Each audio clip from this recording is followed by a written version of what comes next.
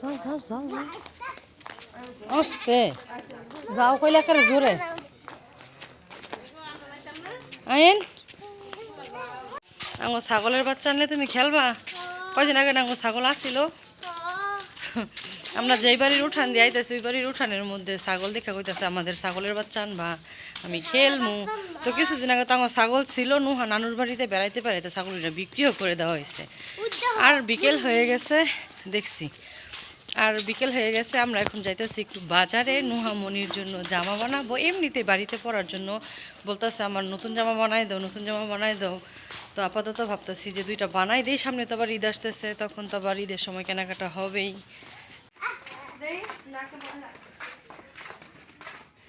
ওই কোনো দিকে যাইতে নিলে যেই লাফা লাফি পারাপারি করতে থাকে এইরকম করে কে পরে ব্যথা পাইবা দাঁড়াও নুহা দাঁড়াও কোনো দিকে যাইতে নিলেও তোমার নিয়ে টেনশন দেখ অটো আইলে দাঁড় করা বিকাল টাইমে কোনো দিকে যাইতেই ভাল লাগে বিকালই তো মজা এই যে এদিকে আয়ো গাড়ি আই পড়ছে যাও ওঠো ওঠো ওঠো ওঠো ওঠো ওঠো ওঠো ওঠো ওঠো ওঠো ওঠো ওঠো ওঠো সুন্দর ফুল দেখছো না দেখছো ধরো না এটি বিক্রি করবো আয়ো যাও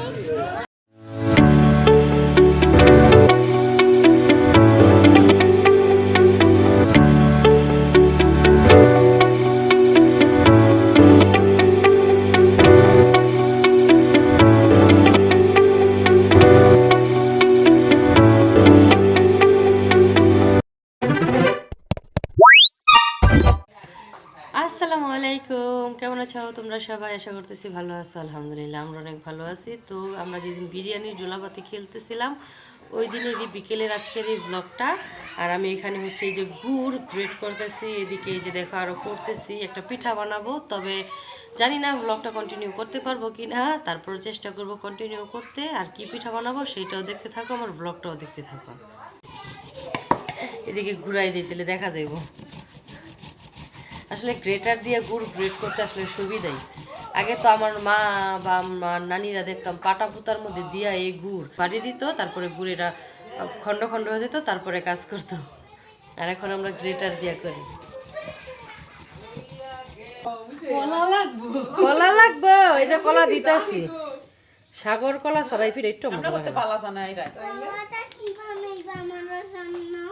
কলাদা তোমার জন্য পিঠা বানাবো আয়রা মনি আমি আজকে যেই পিঠা বানাবো সেই পিঠার নাম হচ্ছে পোড়া পিঠা আমার শাশুড়ি মায়ের কাছ থেকে এই পিঠাটা আমি শিখেছি আর আমাদের এলাকায় এই পিঠাকে পোড়া পিঠা নামেই বলে তবে পিঠা দেখার পরে আপনারাই বলবেন যে আসলে পিঠাটার নাম কি দেওয়া উচিত পিঠা বানানোর সময় আসলে আমি বলে তারপরে পিঠার রেসিপিটা আপনাদের সাথে শেয়ার করতেছিলাম কিন্তু বাড়িতে মেহমান বাচ্চারা উঠানে খেলাধুলা করতেছে তাই অনেক বেশি নয়েজ সেজন্য আমি ভাবলাম আমি ভয়েসে দিয়ে দিই তো এদিকে হচ্ছে 4টা কলা 4টা ডিম আর হচ্ছে 250 গ্রামের মতো তেল একসাথে দিয়ে আমি ব্লেন্ড করেছি তারপরে এখানে 2টা পাটালি গুড় আমি গ্রেটার দিয়ে গ্রেট করে দিয়ে দিতেছি তো আমার শাশুড়ি মা বলে গুড় দিলে নাকি পিঠাটা অনেক বেশি সফট হয় প্লাস গুড়ের একটা সুন্দর কালার আসে পিঠার মধ্যে সেই জন্য দেওয়া আর এদিকে হচ্ছে আমি যে চামচটা দিয়ে চিনি দিতেছি এই চামচ দিয়ে প্রায় 7 চামচের মতো আমি চিনি দিলাম কারণ এই পিঠাটা সাইজে অনেক বড় হবে বানানোর পরে আপনারা অবশ্যই দেখতে পাবেন যে কতটুকু বড় হয়েছে পিঠাগুলা তো এখানে 2টা পিঠা অনুযায়ী আমি সব কিছুই তৈরি করে নিতেছি তো এদিকে আমার চিনিটা গোলানো হয়ে গেছে এখন হচ্ছে গুঁড়ি দিয়ে দিব আমি নর্মালি যেই সব পিরিচ দিয়ে আমরা সেমাই খাই ওই টাইপের পিরিচ দিয়ে এখানে 4 পিরিচ হইতেছে চালের গুঁড়ি দিলাম আর হচ্ছে 2 পিস দিয়ে দিব ময়দাটা দেওয়ার কারণ হলো পিঠাটা একটু সফট হবে তো এখানে আমি হচ্ছে বেকিং পাউডার ব্যবহার করি নাই ময়দা ব্যবহার করতেছি আমার শাশুড়ি মাকে আমি যেইভাবে দেখছি বানাই সেইভাবেই সেম টু সেম ফলো করি এই পিঠাটা আমি সবসময় বানাই তো যাই হোক ময়দাটা দিয়ে দিলাম আর হচ্ছে গুঁড়িটা অনেক বেশি হচ্ছে ঠান্ডা ছিল সেই জন্য আমি ভাবতেছিলাম যে হ্যান্ড উইস্ক দিয়ে এটা মিক্স করব কিন্তু আসলে হাতের কাজ হাতেই সুন্দর পরবর্তীতে আমি হাতেই করেছিলাম তো এখানে আমি একটু গরম দুধ দিয়ে দিতেছি কিন্তু অনেক গরম থাকা যাবে না মোটামুটি গরম থাকলেই হবে তো দুধটা দিয়ে আমি খুব সুন্দর করে এটা মিক্স করে নেব তো মোটামুটি ধরনের আমার মিক্স করা কমপ্লিট। আর এখন দেখুন আমি দিয়ে দিচ্ছি নারিকেল। আর এই নারিকেলটা এই পিঠাতে অবশ্যই দিতে হবে। আসলে এই পিঠা যে আমি বানাইতেছি, এখানে যা যা উপকরণ আমি ব্যবহার করতেছি প্রত্যেকটা উপকরণই এখানে প্রয়োজনীয়। তবে নারিকেলটা দেওয়াতে কোনো কিপটামো করা যাবে না। নারিকেলটা এই পিঠার স্বাদ অনেকটাই বাড়ায় দেয়।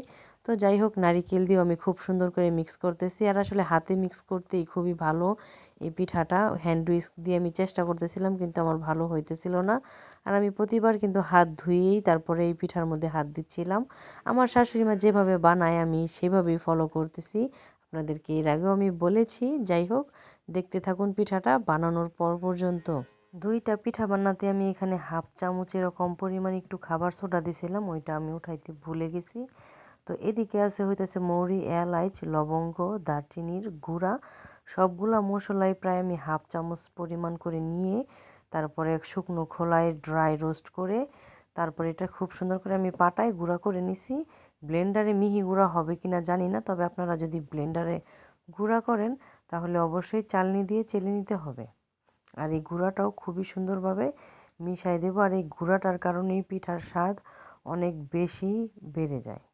পিঠা বানানোর আমার যেই ব্যাটার সেটা একদমই রেডি হয়ে গেছে। আর এখন দেখুন একটা কাগজ আমি কেটে নিতেছি। আর এই টেকনিকটা ফলো করি আমি কাগজ কাটি, এতে করে কাগজটা গোল শেপ হয়ে একদম কাটা হয়ে যায়। মাঝামাঝিতে ধরলাম আমি কাগজটা এই পাতিলার, তারপরে সাইড দিয়ে সুন্দর করে ধরে কেটে দিলাম। আর দেখুন সুন্দর রাউন্ড হয়ে গেছে একদম পারফেক্টলি।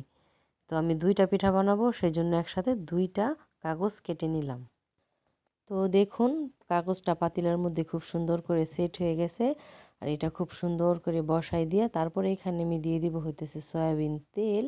এই তেলটা অবশ্যই দিতে হবে, নয়তো নিচে লেগে যাওয়ার ভয় থাকতে পারে। মানে আমার শাশুড়ি মাকে আমি দেখি এইভাবে দিয়ে দিতে, তো আমি বললামই তো, তার প্রত্যেকটা স্টেপ আমি একদম অক্ষরে অক্ষরে পালন করতেছি। যেভাবে আমার শাশুড়ি মা বানায় সেম টু সেম ওইভাবে। আমার ননদরা কত নতুনভাবে বলতেছিল, কিন্তু আমি বলতেছিলাম না, আমি মার কাছ থেকে যেভাবে শিখছি ওইভাবেই বানাবো। এটা হইছে আঙ্গো হোমমেড ওভেন। এত বড়টা আরে বেশি করে দিয়ে দিই। তাহলে উপরে করে আগুন দিয়ে দাও, তাহলে দেখবে সুন্দর। উপরে দাও দুলবো, নিচে দাও। হ্যাঁ হ্যাঁ, তুমি তো কি করে গো? কি করে একটা একটা বড় পিঠা অনেক দিকে গেলাম বিবি খানা পিঠাও পায়, কিন্তু হেই আমি হেই পিঠার রেসিপি কোনোদিন অনেকে দিইনি। অবাক হয়ে যাবে এগুলো দেখে। দোয়া করেন অনেক মানুষ যে দেখে। বর্তমান সময়ে ভাইরাল হওয়াটা অনেক কঠিন। ওই চালান তোমরা। বিসমিল্লাহির রহমানির রহিম। প্রথম পিঠা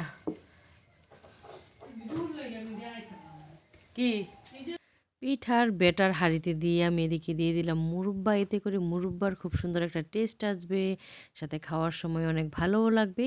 আর আপনাদের বাড়ির আশেপাশে যদি কলাপাতা থাকে তাহলে কলাপাতা দিয়ে তারপরে পিঠাটা বসাই দিবেন। আর যদি কলাপাতা না থাকে তাহলে এইসব হাঁড়ির সাথে কিন্তু একটা ঢাকনা পাওয়া যায়, সেই ঢাকনাটা দিয়ে ঢাকনার উপরে আপনারা চাইলে এই আগুনের যে কড়াইটা আমি দিয়েছি এরকম একটা কড়াই বসিয়ে দিতে পারেন। তো যাই হোক, উপরে আগুন নিচে আগুন, সেই জন্য এই পিঠার নাম বলা হয় পোড়া পিঠা। আর টানা 2 ঘন্টা সময় নিছে আমার এই পিঠাটা হইতে।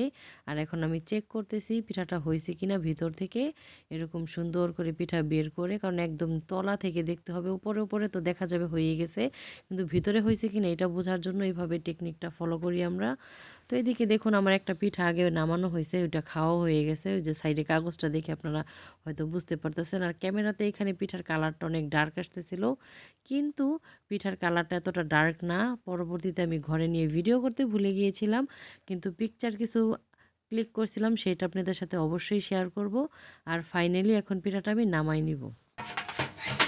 দেখছেন, কিচ্ছু করতে হয় না, এমনি জাস্ট ফোল্ড করলেই পড়ে যায়। এই যে আমার পিঠা, 2টা পিঠা বানাইছে, আবার এদিকে আগুনের তাপ দিয়েছি, কালকে 2টা আমার অবস্থা খারাপ হয়ে যাবে।